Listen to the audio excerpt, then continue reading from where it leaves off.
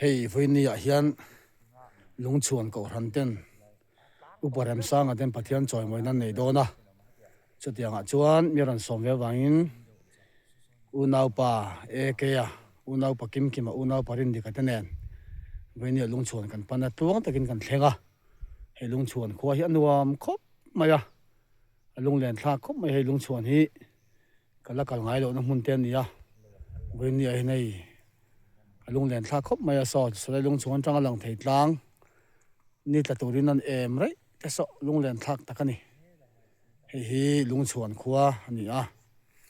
he ta hian tian mual ten nei thai me ma una hian tlang a kan han leng chawa so lungchuan khuwa ni a la hian tian mual kholu a hian tlang nuam tak ten nei hai tu la hian he kan nau te po nuam an ti khop maya chon khi lai tlang te po ki trong trai na tlang ti me bethel na tlang ti maya chulai te chu kan han fang vel ani voini hian tu zan tang hian in khom mai chama in khom kan tran don ani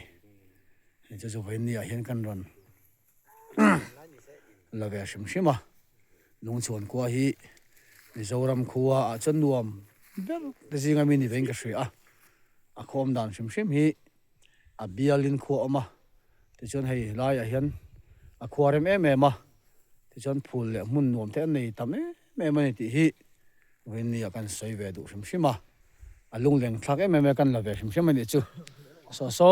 lai kholang te so mual cheng not mual cheng ani ya to nei lungchuan a kan me kani